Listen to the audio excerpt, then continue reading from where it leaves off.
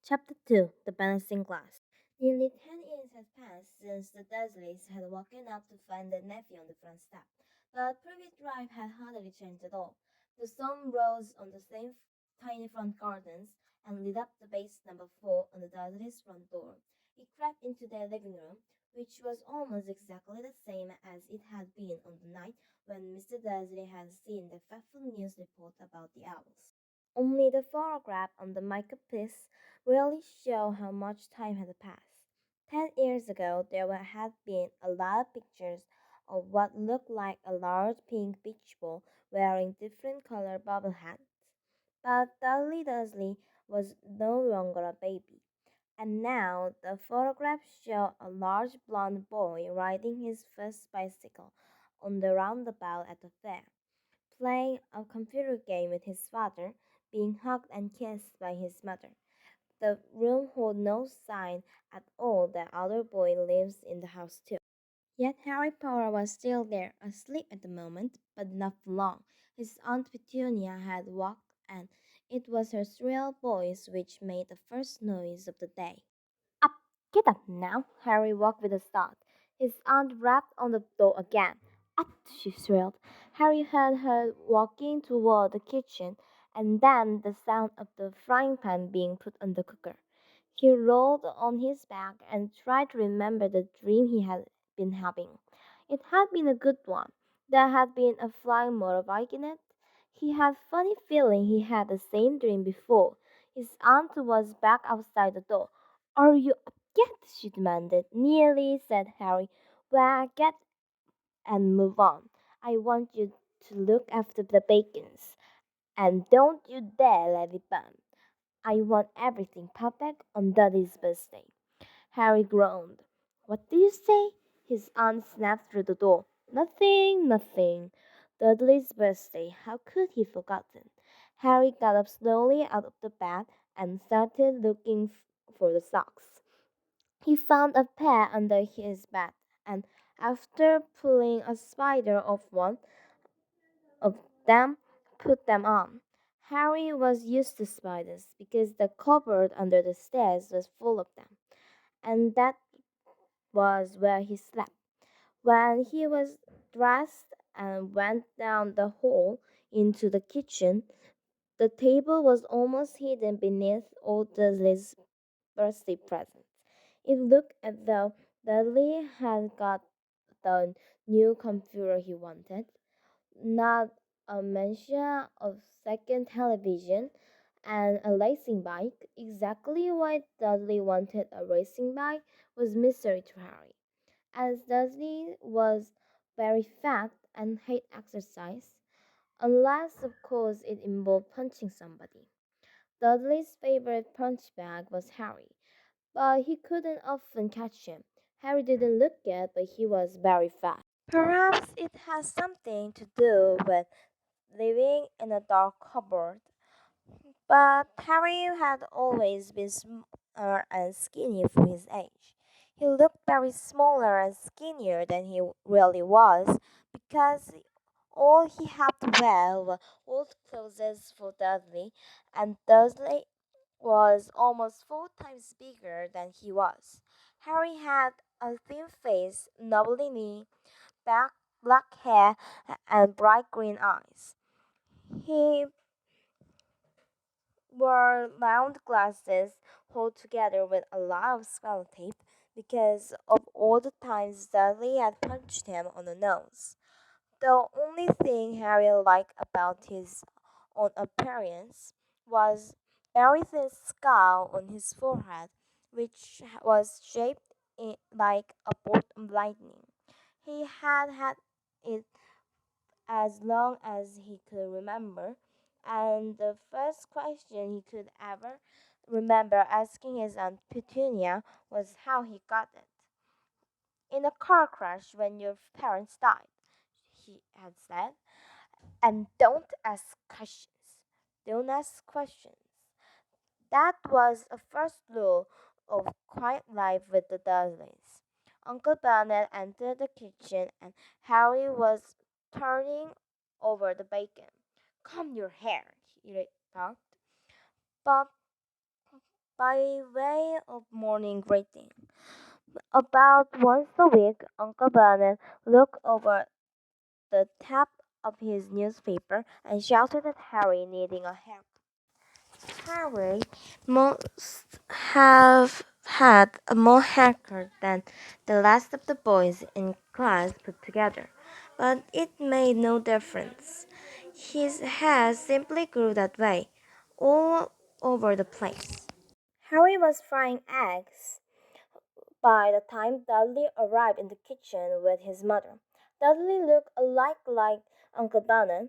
He had a large pink face, not much neck, small wavy blue eyes, and thick blonde hair that lay smoothly on his thick, fat head. Aunt Petunia often said that Dudley looked like a baby angel. Harry often said that Dudley looked like a pig in a wig. Harry put the plates of eggs and bacon on the table, which was difficult as there wasn't much room. Dudley, meanwhile, was counting his presents. His face fell. 36, he said, looking up at his mother and father. That's two less than last year. Darling, you hadn't counted Auntie Marge's presents, see? It's here under the big one from Mommy and Daddy. All right then, 37 then, said Dudley, going red in the face. Harry, who could see huge Dudley temper going on, began wolfing down his bacon as fast as possible in case Dudley turned over the table. Aunt Petunia obviously sensed danger too, because she had said quickly, "And we'll buy you another two presents while we are out today. How's that, Pumpkin? Two more presents. Is that all right?" Dudley thought for a moment. It looked like hard work. Finally, he had said slowly, "So I'll have 30, 39 sweetums," said Aunt Petunia. "Oh!" Dudley sat down happily and grabbed the nearest package. "All right then." Uncle Barney chuckled. Little Tick knew what his money was. Just like his father. "Aren't you, boy, Dudley?" He ruffled Dudley's hair. At the moment the telephone rang and Aunt Petunia went to answer it, while Harry and Uncle Barney watched Dudley unlap the racing bike, a sign camera, a robot control airplane, 70 new computer game, and a video recorder. He was ripping the paper off a gold wristwatch when Aunt Petunia came back from the telephone. Looked both angry and worried. "Bad news, Vernon," she said. "Mrs. Fig broken her leg. She couldn't take him." She jogged her head in Harry's direction. Dudley's mouth fell open in horror, but Harry's heart gave a leap. Every year on Dudley's birthday, his parents took him and a friend out for a date, adventure park, hamburger bar, and a cinema. Every year, Harry was left behind with Mrs. Fig, a mad old lady who lives 2 streets away. Harry hated him there. The whole house smelled of cabbage, and Mrs. Fig made him look at photographs of all the cats he had ever owned. "Noah," said Aunt Petunia, looking furiously at Harry, as though he'd planned this. Harry knew he ought to feel sorry that Mrs. Fig had broken her leg, but it wasn't easy when he remembered himself. It would be a year before he could took a look at TV's Snowy Mr. Paw and Tubby again. "We could phone Marge," Uncle Bernard suggested. "Don't be silly, Bernard. She hates the boy." The Dursleys often spoke about Harry like this, as though wasn't there, or rather, as though he was something very naughty and couldn't understand them like a slug. What about her name, your friend? Alvian? On holiday in Moorja, snapped Aunt Petunia. You could just leave me here, said Harry to the Hoflings. He'd be able to watch what he wanted on television for a change and maybe even have a go on Dudley's computer. Aunt Petunia looked as though she'd just swallowed a melon. And come back and find the house in ruins? She sneered. I won't blow up the house, said Harry, but they wasn't listening. I suppose you could take him to the zoo, said Aunt Petunia slowly, and leave him in a car. That car's new. He's not sitting it in alone. Dudley began to cry loudly. In fact, he wasn't really crying. It had been years since he really cried, but he knew that if he scowled out his face and wailed, his mother could give him anything he wanted. Dinky Dudcombe, don't cry. Mommy won't let him spoil your special day, she cried, pinching her arm around him. I don't want him to come. Dudley wailed between huge punctured stop. He always spoils everything. Harry spot he spots Harry a nasty grin through the thumb of his mother's arm. Just then the doorbell rang. Oh, good road! They're here, said Aunt Petunia faintly. At the moment later, Dudley's best friend Peter Pockets walked in with his mother. Pierce was a scrawny boy with a face like a rat. He was usually the one who holds people's arm behind their backs while Dudley hit them. Dudley stopped practicing to cry at once. Half an hour later, who couldn't believe his luck, was sitting in the back of the Dudley's car with Pete and Dudley, on the way to the zoo on the first time in his life. His aunt and uncle hadn't been able to think of anything else to do with him. But before they left, Uncle Bannon had taken Harry away. I'm warning you, he said, putting his large purple face right up close to Harry. I'm warning you now, boy. Any funny business, anything at all, and you'll be in a cupboard for now until Christmas.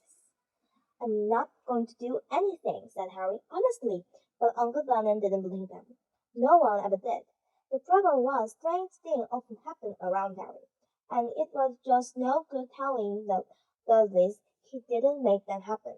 Once Aunt Petunia tried of Harry coming back from the barber, looking as though he hadn't been at all, and had taken a pair of chicken scissors and cut his hair so short he was almost bald except for his face, which she left to hide that horrible scalp. Stanley had laughed himself silly at Harry, who spent a sleepless night in imaging school the next day, where he was already laughed at for his baggy clothes and scarlet glasses. Next morning, however, he had got up to find his hair exactly the same had been before.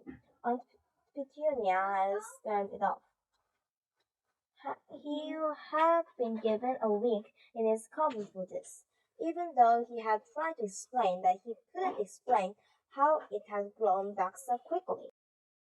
Another time, Aunt Petunia had been trying to force him into revolving old jumper of Dudley's, brown with orange bubbles. The harder she tried to pull it over his head, the smaller it seems to become, until finally it might have fitted a glove puppy. But concerningly wasn't fit Harry. Aunt Petunia had decided it must have shrunk in the wash, and to his great relief, Harry wasn't punished. On the other hand, he got into terrible trouble of being found on the roof of the school kitchen. Dudley's gang had been chasing him as usual, when as much as Harry's surprise as Edward the elf. There he was, sitting on the chimney. Dudley's had received a very angry letter from Harry's headmistress, telling them Harry had been climbing school buildings. But all he tried to do as he shouted at Uncle Ben through the locked door of the cupboard was jump behind the big bin outside the kitchen door. Harry supposed that the wind must have caught him in a mid jump. But today nothing was going to be wrong. It had been worth being with Dudley and peace to spending the day somewhere that wasn't school. His cupboard on Mrs. Figg's carrot-smelling living room, while he drove to Uncle Ben and complained to Aunt Petunia. He likes to complain about things. People at work, Harry, the council, Harry, the bank, and Harry were just a few of his favorite subjects. This morning it was motorbike, roaring around like merchants. The young headrooms, he said as motorbike overtook them. I had a dream about the motorbike, said Harry, remembering suddenly. It was flying. Uncle Bennett nearly crashed into the car in front. He turned right uh, around in his seat and yelled at Harry, his face like a Joseph's beetroot with a mustache. Motorbikes don't fly. Dudley and Pierce sniggled. I knew they don't, said Harry. It was only a dream, but he wished he hadn't said anything. If there was one thing that Dudley hated even more than his asking questions, it was his talking about anything, acting in a way it shouldn't. No matter if it was in a dream or even a cartoon, they seemed to think he might got dangerous ideas. If it was a very sunny Saturday, um, and the zoo was crowded with families, the Dursleys brought Dudley and Peace large chocolate ice cream at the entrance, and then, because the smiling lady in the van had asked Harry what he wanted before they could hurry him away, they bought him cheap lemon ice lolly. It wasn't bad either. Harry thought, licking it as they watched Gorilla scratching its head and looking remarkably like Dudley, except that it wasn't brown. Harry had the most best morning he'd had in a long time. He was careful to walk little little way apart the Dursleys, so that Dudley and Pierce, who was getting to get bored with the animals by lunchtime, wasn't fell back on their favorite hobby of hitting him. They ate it in the Jew restaurant, and then, and when Dudley had a temper because his chicken glory wasn't big enough, Uncle Ben bought him another one and Harry was allowed to finish the first. Harry thought afterwards that he should have known it was too good to last. After lunch, they went to the reptile house. It was cool and dark in here, with lit windows all along the walls. Behind the glass, all sorts of lizard and snake was crawling and scratching over bits of wood and stone. Dudley and Pierce wanted to see huge cougars, cobra, and thick mole-toothed buffons. Dudley quickly found the largest snake in the place. It could have wrapped its body twice around Uncle Bernard's car and crushed it into a dustbin. But at the moment it didn't look in a mood. In fact, it was fast asleep. Dudley stood with his nose pressed against the glass, staring at the glistening brown coals. Make it move, he winced at his brother. Uncle Bernard tapped on the glass, but the snake didn't budge. Do it again, Dudley ordered. Uncle Bernard rapped the glass smartly with his knuckles, but the snake just snoozed on. This is boring, Dudley moaned. He shuffled away. Harry moved in front of the tank and looked intently at the snake. He wouldn't have been surprised if it had died of boredom itself. No complaint, except stupid people dumping their fingers on the glass trying to disturb it all day long. It was worse than having a cupboard as a bedroom, where the only visitor was Aunt Petunia hammering on the door to wake you up. At least he got to visit the rest of the house. The snake suddenly opened its birdy eyes. Slowly, very slowly, it raised its head until its eyes were on the level with Harry. It winked. Harry stared. Then he looked quickly around to see if anyone was looking. They wasn't.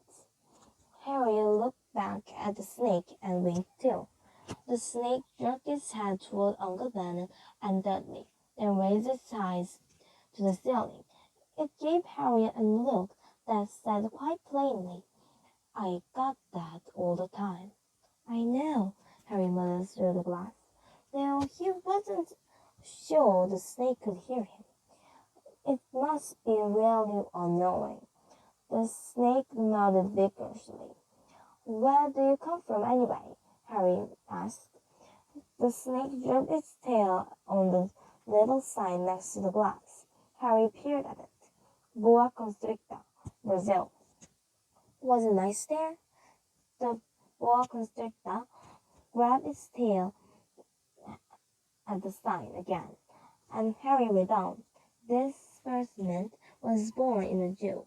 Oh, I see, so you've never been to Brazil. As the snake shook its head, a deafening shout behind Harry made both of them jump. Dudley! Mr. Dursley's! Come and look at this! And this snake! You won't believe what it's doing! Dudley came whirling toward them as fast as he could. Out of the way, you! He said, punching Harry in the rib. Caught by surprise, Harry fell hard on the concrete floor. What come next happened so fast, no one saw how it happened.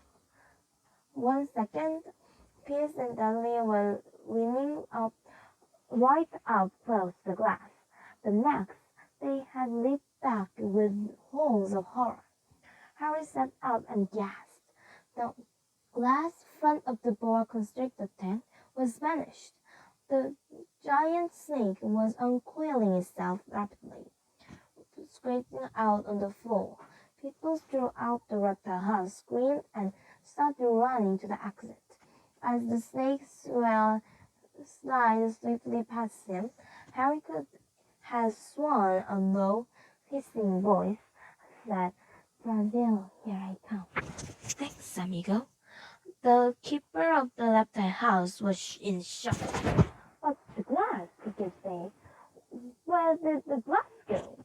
The Jew director himself made Aunt Petunia a cup of strong sweet tea while he apologized over and over again. Pierre and Dudley had uttered only grimace. As far as Harry had seen, the snake hadn't done anything except sniff playfully at their heels as it passed. But by the time they were all back in Uncle Bennett's car, Dudley was telling them how it had nearly bitten up his leg, while Pierce was where it had tried to squeeze him to death. But worst of all for Harry at least, the tears coming down enough to say, "Harriet happened to it, wasn't you, Harry?" Uncle Bennet waited until Pierce was safely out of the house before starting on Harry. He was so angry he could hardly speak. He managed to say, "Go, cupboard, stay, no meal," before he collapsed into a chair and Aunt Petunia had just nut and brought him a large brandy. Harry laid in his dark cupboard much later, wishing he had a watch. He didn't know what time it was, and he couldn't be sure the Dursleys were asleep yet. Until they were, Harry couldn't risk sneaking to the kitchen for some food. Harry lived with the Dursleys almost 10 years, 10 miserable years, as long as he could remember, ever since he'd been a baby and his parents had died in a car crash. He couldn't remember being in a car when his parents had died. Sometimes when he strained his memory during long hours in his cupboard, he came up with a strange vision, a blinding flash of green light, and a burning pain on his forehead. This, he supposed, was the crash, though he couldn't imagine where the green light came from. Harry couldn't remember his parents at all. His aunt and uncle never spoke about them, and of course he was forbidden to ask questions. There were no photographs of them in the house. When he was been younger, Harry had dreamed a dream of some unknown relative coming to take him away. But it had never happened. The Dudleys was his only family. Yet sometimes he thought, or maybe hoped, the stranger in the street seems to know him. A very strange strangers they were too. The so tiny man in a violet top hat had bowed to him once while I was shopping with Aunt Petunia and Dudley. After asking Harry furiously if he knew that man, Aunt Petunia had rushed them out of the shop without buying anything.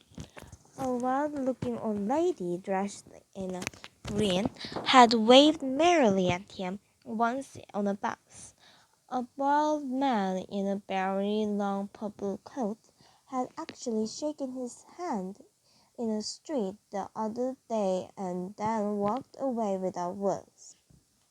The weirdest thing about all those people was they seemed to vanish the second Harry tried to get a closer look.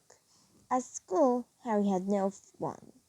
Everybody knew the Dudley's gang hated that old Harry Potter in a baggy old clothes and broken glasses. And nobody likes the disagreeing with Dudley's gang.